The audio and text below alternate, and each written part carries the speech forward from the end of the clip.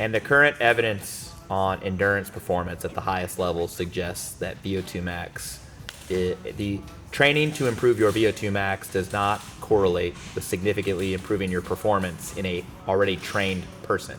In fact, certain training regimens may decrease your VO2 max, but ultimately improve your performance based on objective metrics.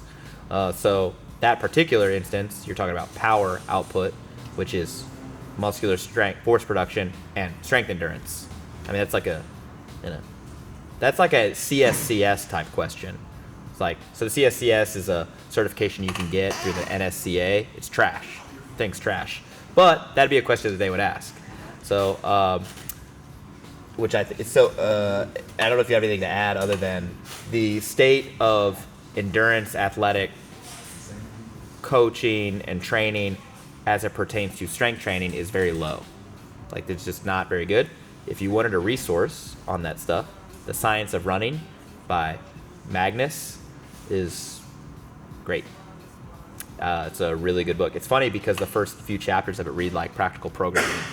And you're like, did Rip write this? 'Cause I'm pretty sure he doesn't like running, you know. Did he tell you the story about how he squatted 500 for 5 sets of 5 and then ran a 5K under 20 minutes in the same day just because he was young? That's legit. This is his young story. Right. It's like, just because I could. Yeah. And I was like, I've never done either of those things. I think I've squatted 500 5x5 once, but I've never ran a sub 20 5K. Nope, same. Yeah, that's fast. Well, Ish. For a non 5K specialist. Yeah. Yeah.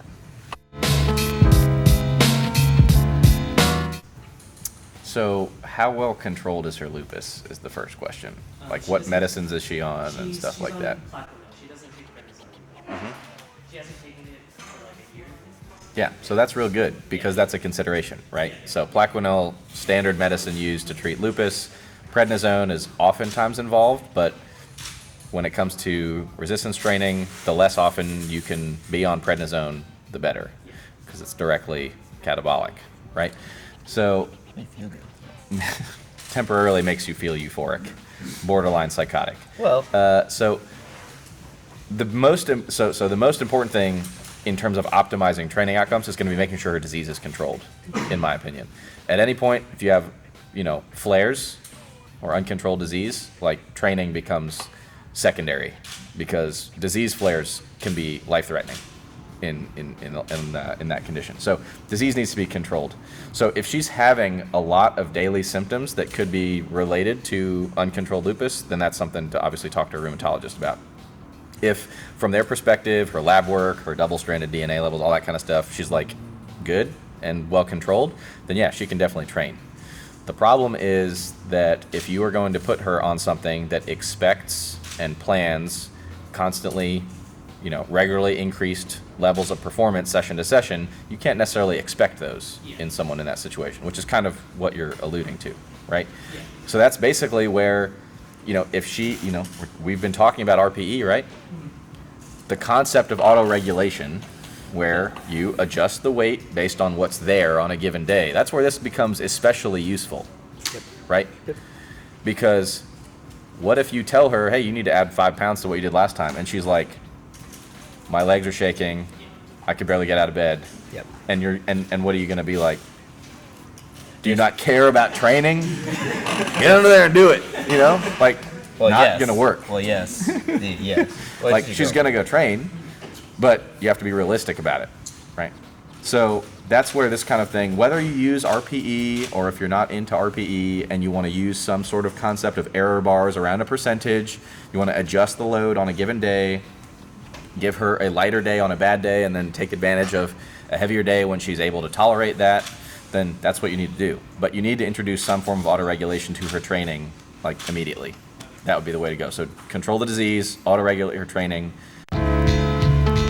It's yours. Squats. I mean, She needs to get stronger. Yeah. And if she really wants, if so, outside of the strength stuff, if stairs for some reason, like, let's say you double her squat, and she still has trouble with stairs, I don't expect that that's going to be the case, but say it is, then maybe you need to treat stairs as a skill and have her practice taking stairs. Oh, I didn't know you were occupational therapist. Yeah. Well, that's lower extremities, so that'd be PT. PT, not OT. Yeah.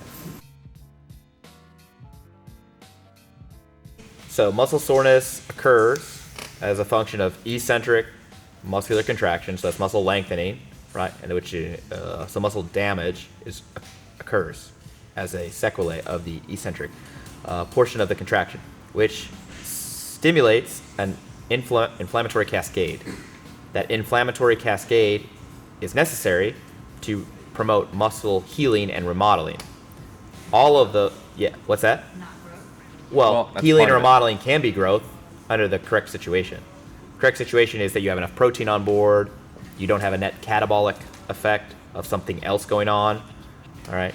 So, for instance, you could be crushed in a car accident and have a ton of muscle breakdown and subsequent inflammatory response. You're not going to get jacked from that. Not going to get jacked. Would not recommend. Yeah, would not recommend that for like general jackitude.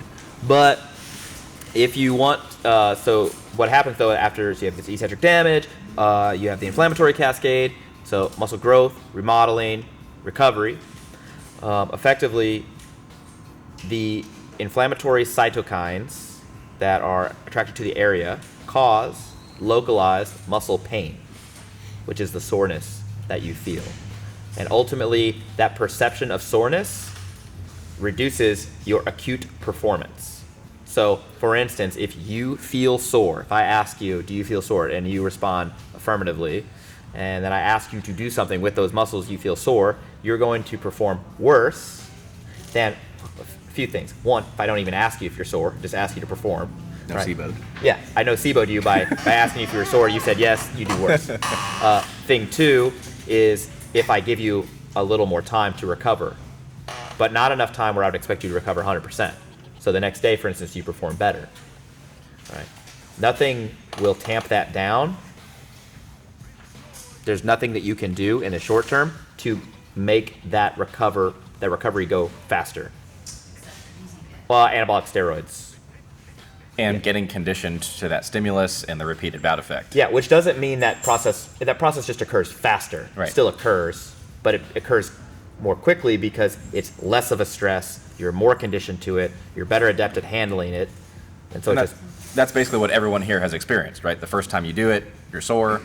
Then the next time you're less, the next time less, eventually you don't get sore anymore. That's what we're talking about with this like repeated bout effect kind of deal. Yeah. But the point I'm making is that people are going to try to sell you a whole lot of stuff to reduce delayed onset muscle soreness. We just got some email. What was that? That guy, you sent me a message about some product that they're trying to sell to reduce delayed onset muscle soreness and stuff like that. Most of that stuff doesn't.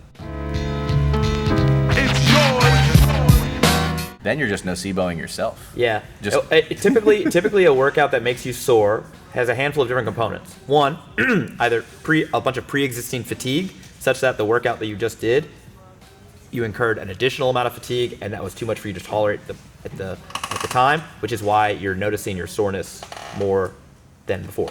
Two, the workout is comprised of a novel or new stimulus to you with a significant either volume component, eccentric component, or both. So say, for instance, you've been squatting 3 sets of 5, 3 times a week, very diligently because you're an extra athlete now, and now you're into strength stuff, right? And then someone's like, come to CrossFit with me, and you're like, fine. And then you do, and they have you do 100 air squats because you're like, I do squats, it's totally fine. And you do 100, and then you're wrecked. Your legs are destroyed, right? Like you have to use a wheelchair. And you're like, why am I so sore? It's like, well, you just did a ton of volume that you are not previously accustomed to, even though you had squatted before. So usually that is the mechanism by which you feel sore. It's either new, so unusual exercise. Let's say you've never done lunges before, do a bunch of lunges. My butt's sore. Yeah, it's new to you, okay? Or the volume is excessive, far greater than you previously experienced. You used to 3 sets of 5, now you do 100. General badness. Yeah. A good description of it that I've heard. So I've recommended a lot of people for a lot of this pain science stuff that we've talked about to go to painscience.com, exclude the trigger point stuff that he talks about, and read the rest. His description, he has an article on delayed onset muscle soreness. He actually describes it as nature's tax on exercise. Just can't get around it. It's just going to happen. Oh, no, that's the answer to that is fire that coach. That's the answer. Yeah. Yeah, that's the answer. Is follow that coach. Oh, it's sore. It's good. It means it worked. That's like, yeah, doesn't matter. Yeah. The function of sweating, the reason why you sweat or don't sweat at a given workout is due to the ambient temperature, your previous conditioning level, Yeah. previous environment, humidity, exposure. I would not. Not a useful parameter. No. As far as it actually affecting management, like, oh, it hurts. Good. To the extent that you are in a caloric deficit, you will not stop losing weight Until you're right. I mean, because you're in a caloric deficit, right? So by definition, yeah. if you stop losing weight, something has happened to make the caloric deficit no longer exist, right? So either you're eating more, or something from the metabolic standpoint has changed such that that deficit has been abolished, which is what you're referring to. So there's actually more research than you would think on this. It's kind of interesting. And actually the vast majority of the metabolic changes that result in that situation from the long-term caloric deficit actually come from a reduction in what's called NEAT. Have you heard of NEAT? Non-exercise activity thermogenesis, which just refers to your just move less daily spontaneously. activity, moving around. So the amount of moving around that you do on a daily basis, that burns activity. You know, you guys all waking up this morning, walking around your hotel room or whatever, going to your car, walking into the gym, just walking around this place, walking to lunch, fidgeting around, standing up. No one wants to sit. You guys doing some non-exercise activity, thermogenesis over there, going to the bathroom and back, all that stuff. That level of activity goes down. Why does it go down? Your brain governs that stuff, right? Your hypothalamus controls everything. Yeah, it's just, So it's it's preserving your brain mass. saying, hey, homeostasis, you need to stop losing weight because it's not in the interest of your brain, from your brain's perspective, right, for you to waste away. So it reduces your volitional, or not, not your non-volitional, kind of just fidgeting around, moving around. So that is the majority of that metabolic alteration. So you're not permanently metabolically damaged. Yeah, you need. Not. But so people always want to argue this calories in, calories out business, like not being real. Like that's not true. It is how the body works. But the examples they use fail to recognize the variables on either end of that equation. So here, the reason that the weight loss has stalled is the calories out side of the equation has been altered by reduced activity. Even though they want to continue losing weight, right? But their activity has declined, calories out has declined, that caloric deficit has been abolished, so you stop losing weight. And then they freak out and they think they're permanently metabolically damaged, and they want to reverse diet and get their calories way back up, and then they gain a bunch of body fat. But certainly a good way to sell stuff, Yeah. or like So that's the main thing. connect with a bunch of people who dieted incorrectly for a show but have underlying eating disorders, and Yes. then binge after the show and gained a bunch of weight and wondered why that occurred. Yeah. Really, One step at a time. oh sure. Yeah. So if that happened to her, she needs to Well, it just needs to maintain train, her activity level. eat correctly. Most of the She'll be fine. she'll be fine. Make sure she doesn't have an eating disorder, though. Yeah. If she does, you probably shouldn't be working with her. Okay. You should check. Yeah, right. Yeah. Say what? So you would make the argument that the force production requirements of the second scenario, the guy pushing the weighted sled, all right, that the force production requirements are higher than the person running, okay? And therefore the fatigue of that would be higher than the running. You could, then the second argument you would make is that fatigue, as it pertains to strength adaptations, is more specific to improving strength than just running at a fast pace. But I would make the third argument.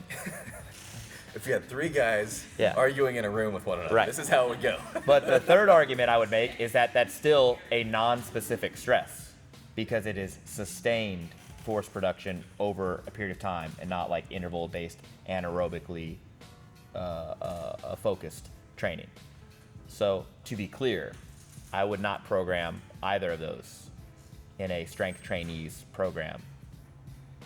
I would only program the first, so somebody running with a heart rate of 180 beats per minute in an endurance athlete where running was a significant component of their performance. I would only program the second in a CrossFit or strongman athlete where sled pushing for a sustained period of time was a tested portion of their conditioning, because there are better ways to condition that are less fatiguing, that interfere less with your strength development, right? So if I just want somebody to do cardio to increase their caloric output so that they lose weight, right? If that's the function of the cardio, I'm going to keep their heart rate between 65 and 75% of their max heart rate. So 120 to 130 beats per minute for, people in our age demographic for you, right? So I wouldn't have them at 180. It'd be like Pretty high. Yeah. I'm looking at it as Yeah. So not to run at all. right. So your function of running, right? So your function, right? So your function of running is the PT test, and my management of that would be, depending on how. If I have a guy like you, so what was your last PFT score? 90. So high, good. It was good. And how long ago was that? Well, I'm not saying that you maxed it out, but you're no danger of failing the test. It's not a hard test, but yeah. What's that? It's not a hard test. Well, but I'm saying what I'm getting at is that you have room to spare, right? At the same time, it's not governing your pay. Like, you're doing okay. And when was the last time you were tested? August. So a fairly recent, very reasonable performance in your PFT suggests to me that your baseline ability to perform in that test without specific training, you can likely pass the test just fine. If you wanted to improve, just to, shut somebody up, I would not need a long time to train you for that. 4 weeks. If you had somebody who failed it the first time around, right, and is very far away from doing a good job on that test, and that test basically earns them an income, I would take a longer period of time to train those specific things, because the specific things that you're training in order to perform well on that test are compromising your strength performance. And unless you really care about your PFT over your strength performance for, development over the long term, well, right. But if you did, then it'd be reasonable to program that regularly, right? But since that's not the case, I would only do it 4 weeks out from the test, and I would understand that period of time your strength training is going to be compromised, and program your strength stuff accordingly. Yeah. But I would not program that for regular conditioning. I would either program stuff that's, again, more on this lower RPE scale, lower heart rate scale, that's low intensity, steady state stuff, or it would be high intensity interval training with breaks. So 20 seconds all out sprint, 2-minute break, 3-minute break, something like that. Because the latter, basically is directly correlate to a direct benefit to strength training if you're going to allow that fatigue to enter your training cycle, right? So it's very directly applicable to strength training, whereas the former is not very fatiguing and unlikely to compromise your training.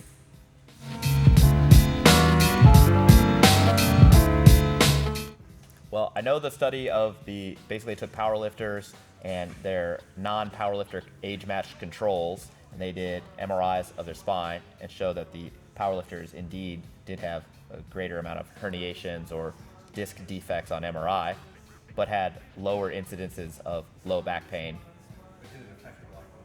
Well, right, so they're not following them like to the death. I don't know about any quality of life studies related. So I don't know specific studies on this, but there would be a few necessary follow-up questions to that, because you asked studies on them, quote, wearing their joints out, right? What does that mean? Jesus, because it could be salt off you. Yeah. Because remember, I talked about radiographic osteoarthritis during my lecture, X-ray evidence of it, versus clinically symptomatic osteoarthritis, right? So let's say you take a bunch of powerlifters, or washed up powerlifters who competed 30 years ago, and you X-ray their knees, and they look like shit, but they've been super strong for their whole life because they built up a massive amount of muscle mass. Their quads are nice and strong, so they don't tend to have as much clinically symptomatic osteoarthritis. Well, who cares, right? And even if they did have that, what are you going to do about it? Not train? Yeah. Yeah. So that's what I'm getting at is the important the better question to be asking, I suppose, is to what extent does this sort of training, particularly when you say powerlifting, because powerlifting has a different meaning than strength training, right? Training for 1 RM maximal performance on a platform. Does that result in symptomatic osteoarthritis in your future? Wearing it out, that phrase connotes a need for joint replacement, right? So you're taking it kind of far down the rabbit hole, and I'm not aware of any studies on that, but my guess would be no. Yeah. For a clinical guy, is it wise to pursue as much strength as possible to reach an acceptable level of trying to maintain that? Well, all right. I'll field this grenade. He's jumping on it. Yeah, I'm jumping on the grenade. My take is that the pursuit of as much strength that can be developed without taking undue risks to the person pursuant to that strength is likely the best course of action. So for instance, if I pumped you through with a bunch of PEDs, you could get stronger. But I don't think the risk that comes with taking the PEDs is outweighed by the benefit of the strength gained whilst taking them. All right? So that same thing holds throughout the compromises we're willing to make for your training. If you were my client, would I regularly have you test your 1RM? Probably not. Would I regularly have you engage, in training near and or above 95%? No. And I think it's all just risk benefit. Yeah, it might be motivating for you to hit heavy singles every now and again. That's what turns you on, gets you up in the morning, brag to your buddies about.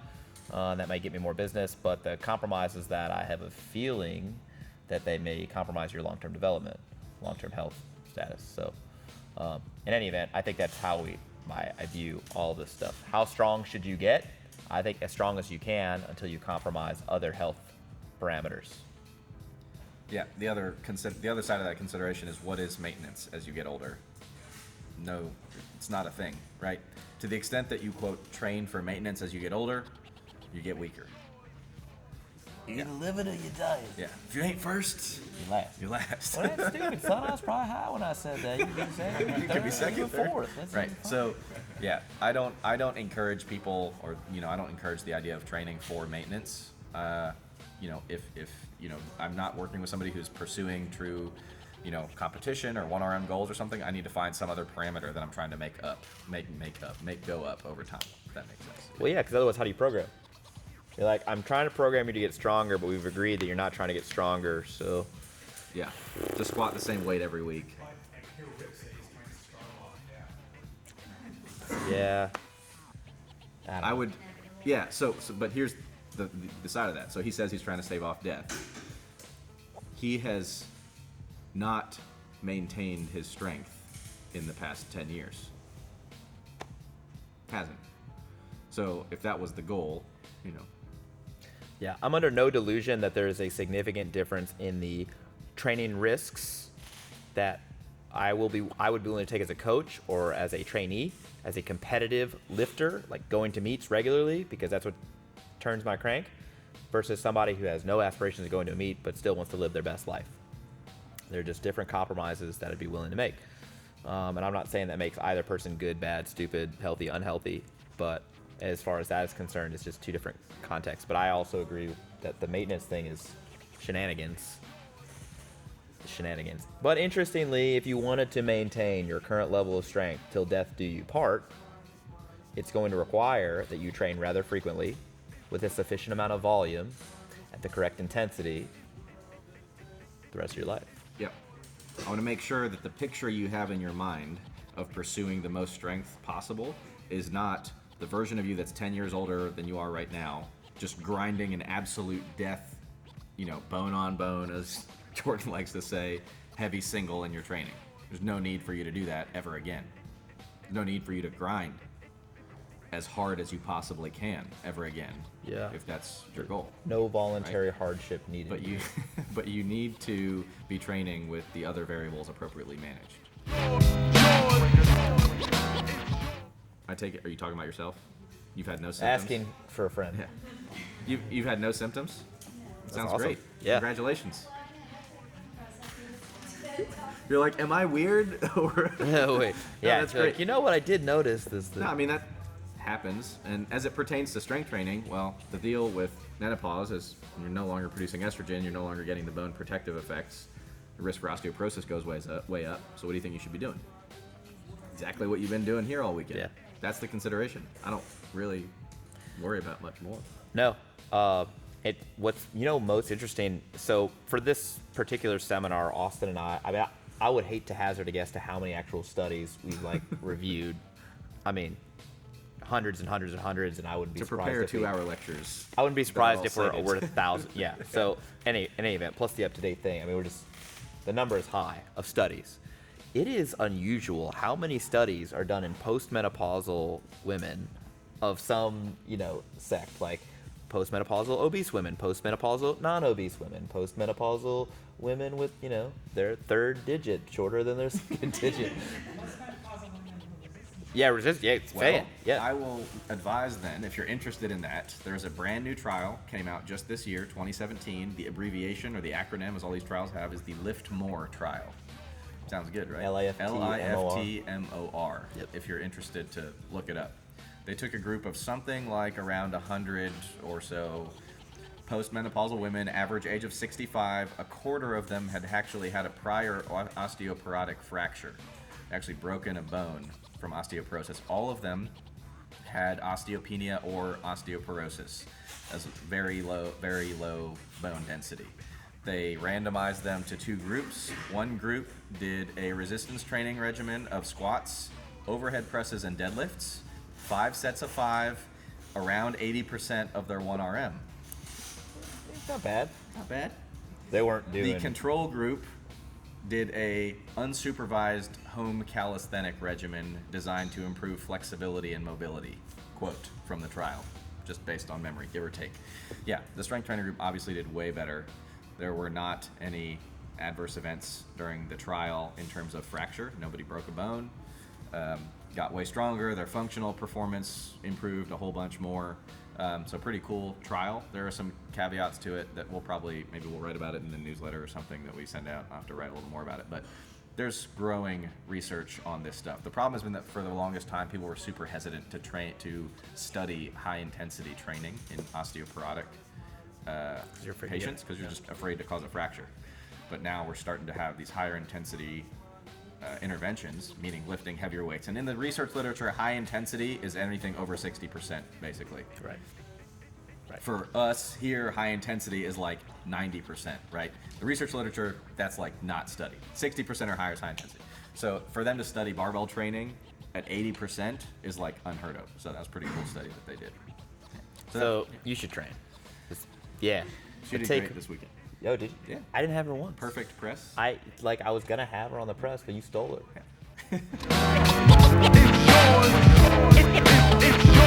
Ooh. All right. This is a funny story. So I started racing dirt bikes when I was 15. All right. I wanted to start much earlier. My dad raced dirt bikes, worked on dirt bikes. My dad's the coolest person I know, so I'll be like my dad. But my mom at the time thought that's too dangerous. So I started racing bicycles, like BMX. I broke both wrists, shoulder dislocation, like so many injuries, and weird stuff. And then when I started racing dirt bikes, I only had one injury, the hip. Just a catastrophic hip. Well, I'm just saying, I had so many injuries. Yeah. Look, I was in the middle of Ohio, Dayton, Ohio. It was freezing cold outside, but the track was inside. We always went there in the winter so we could race. The gate, you line your front wheel up against, and you're balancing on the pedals, was a magnet. All right, and what happens to magnets when it get really cold? Stop working as well. But anyway, the cadence goes off, all right, and you try to time it so you can get, good start. The gate didn't drop. I hit the gate with my front tire. I flip over the front. My hands are dangling over the thing, and then the gate falls, flips me all the way over, breaks both wrists. And I'm stuck under the gate. I'm pinned. Also, I'm still attached to my bike because my feet are clipped in. Anyway, I get up. I can't pick anything up because my wrists are disfigured and broken. And I asked my dad. I was like, "Hey, what do you think should we go to the hospital?" He goes, "Nah, you're fine." So we drove home to St. Louis, 6 hours. I'm in my jersey because I can't take it off. And he's like, "Are you gonna take your jersey off so I can wash it?" I'm like, "I don't think I can move my hands." That never happened with dirt bikes. Nice. Yeah, just a hit. It's fine. I'm good now.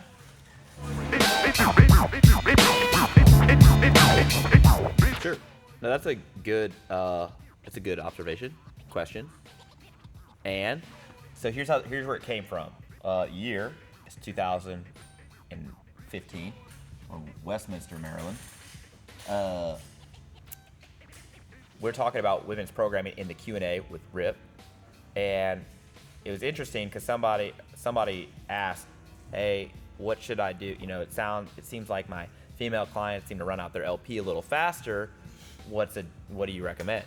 He's like, "You should just do 5 triples instead of 3 sets of 5 because women who are on that non-athletic side of the scale tend to do better with a little bit higher weight." The idea being that women are missing the both chronic and acute effects of testosterone at the level of their neuromuscular junction, so the connection between their brain to the muscle. So they cannot actually recruit all of that muscle mass at the same time, as manifested by if you take a female and you say, "What's your 1RM bench press?" If you had, well, what is it? Or a 5. Well, you just did, no. You did 95 for a set of 5. So what I'm getting at, and your 1RM is probably like one, that you've actually ever done. Okay. But so 120. Yeah, so let's say that it's 115 or so, and you can do 95 for a set of 5. That is a very high percentage to be able to do a set of 5 at, and that is not unusual with females. Okay, it doesn't mean it happens all the time. It just means that for many females who do not have the high testosterone, who are not on that athletic end of the spectrum, that they are not able to produce that, true 1 rep max and can do reps at a higher percentage of their 1 rep max than they otherwise could. All right, which led Rip to believe that if they trained triples instead of 5s, they would be getting exposed to higher intensity weights, heavier weights, right, for the same amount of volume, and that they could use that for a little while. Interestingly, I did that as well, unbeknownst that Rip and I were doing the same thing, and Reynolds did that. So another starting strength coach. We all ended up doing that, and it was funny because at the Westminster seminar, we're all there, and we're like, each said this thing that was the same, but from different perspectives. We're like, "Oh, that's cool. Yeah, that's a good idea." So that was before I started thinking about this athletic spectrum sort of thing. All right. So since then, I still think that's a reasonable recommendation if a person has not identified themselves as a more athletic female. So a more athletic female typically behaves like a more characteristic male under the barbell, in which case I would not switch to 3s. I would just do 5s, right? And that's just because they've shown themselves to respond better to the training already. The testosterone levels are probably higher, their shoulders are broader, narrower hips. All these things kind of ruled them into saying, you probably don't need this female-specific programming. The other interesting thing is it's only for a few weeks. It takes your linear progression from what would be 8 or 9 weeks to 12 or 13 weeks. Well, it's not that it doesn't mean it's useless. It just means that it's For like 6 more months. It's for a short period of time, and you may find some benefit out of it. I don't typically recommend that males do it unless they're on that accountant end of the spectrum that we talked about earlier. Well, again, just because they can't typically perform very high intensity.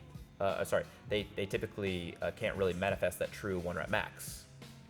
An interesting aside to that, I am more convinced now that the ability to produce a true 1 rep max, all right, for even non-athletic type individuals is proportional to their experience in trying to do 1 rep maxes. And what I mean by that is performing single repetitions improves your ability to do single repetitions. Like, I know, groundbreaking stuff here, but it's not surprising to me that an previously untrained female who's never done a single in her entire life cannot perform a true 1RM. I don't think that even with a ton of training that she would get as close to recruiting all of her muscle mass at once as a male who is at the same part of that sort of spectrum. But I don't think it's unusual to see a female improve and have that big gap. Leah, the difference between her 5RM and her 1RM is every bit as different as a well-trained guy's because she's done so many singles. Steffi Cohen, who's pulled 505, 515 for a set of 5, as a 123-pound female, the difference between her, she's got a big gap. And why would you think that? Well, she's practiced singles a bunch, and she probably errs towards that athletic end of the spectrum. So, in any event, I don't think there's anything wrong with doing 5 triples, but it's going to be a few more weeks, not like the rest of your years.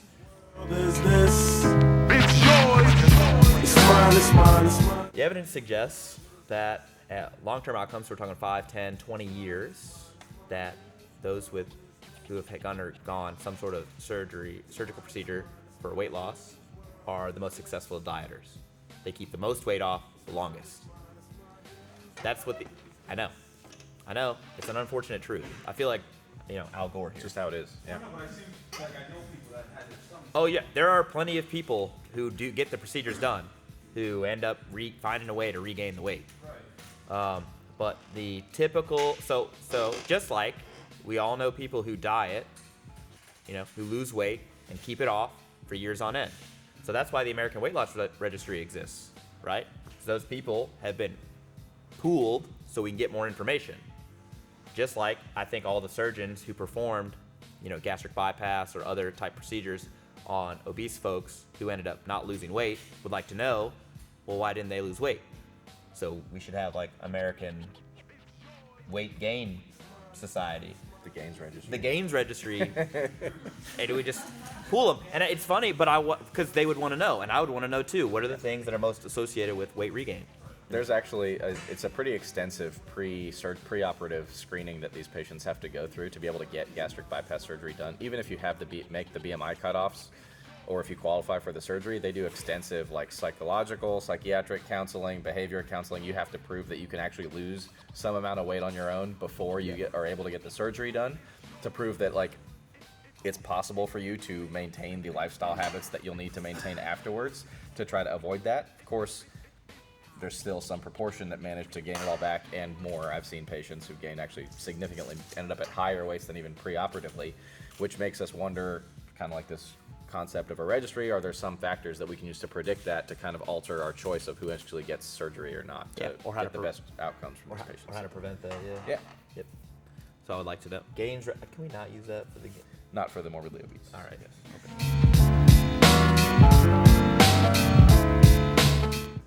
Yeah. Am I a nerd? Sounds like a BuzzFeed article. Yeah. 22 ways to see if you're... Yeah. Would it be useful for them in the extreme rest? Yeah. In other words, they not express the Yeah. max. It's a reasonable way to modify the end of the novice linear progression. But again, with the understanding, it's going to be a few weeks. But I mean, even like if they go to intermediate program with that, is that No, because the reason for doing that is because you're not changing the volume, right? You're just trying to keep weight on the bar going up every single time. But when you're no longer confined to that being your programming model, I don't see a reason to do that. Yeah. The counter argument would be that if you do fewer reps per set, then maybe the older person doesn't get as sore. To which I would argue, if the total volume is the same, there's probably no difference unless somebody has conditioned you to believe that you're going to get sore if you do a bunch of reps. And your physiology does not change so radically that you're no longer prone to the repeated bout effect. Yeah, and that you exactly, can no longer right. get conditioned to training, because you now have finished the novice LP. You don't get sore anymore, from doing more than 3 sets of 5. Well, how often are you sore, for real? Almost never. Yeah. Maybe the first week after a meet when I've peaked and, as you said, detrained. Yeah. Yeah. And it's because, you know, and again, Austin, how you're 29? 20? Yeah. I'm 32. So, you know, our typical squat, the amount of working reps per week, you know, between 40 to 70, depending on somewhere in there. And that's a lot. Yeah. Deadlift, 50, 70. Bench, over 100, you know. Working, so that'd be like 6 sets of 5, you know, 3 sets of 6, 5 by 5 on another day. Like, and you're like, oh my gosh, there's so much volume. But we just don't get sore because we've been training for so long and doing these things. It doesn't make us sore anymore. And that's a cool position to be in, because you don't have to worry about getting sore. Just get to lift. And that's what happens when you keep training over time.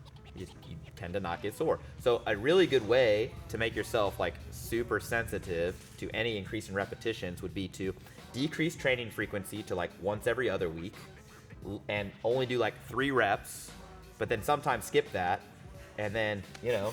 And then you come back and you train and do anything, you're going to be crippled with soreness. Right. Yeah. Well, yeah, that's one, right. Well, one way to get really sore is to only see something like once a month, and then throw a ton of reps at it. It's always novel. See, it's working. Yeah. Start the LP. So if you start the LP, you may start it twice per week, but then you comes up to 3 times a week, and then after that, you're in intermediate programming, and it's no different. It's just, you know, you're going to be added volume in as they tolerate it to improve their strength. That's, I mean, so if I had a 75-year-old lady who came in untrained, says, I want to strength train, how do I do it? We're starting it twice per week, maybe 1 actual working set on her list on week 1. Week 2, it's probably going to be 2 working sets, right? And then it's up to 3, and then I'm moving to 3 days the week after that. So by the end of a month or 6 weeks or something like that, you're up to a regular novice LP. But what if you do it for yourself? Like, if when I turn 75, like, what would I do if I've done? Well, Well, you've you're got not a good novice training. then You won't be a anymore. novice. Right, so You'll be in a good position. at that point. You're doing Well- advanced programming, bro.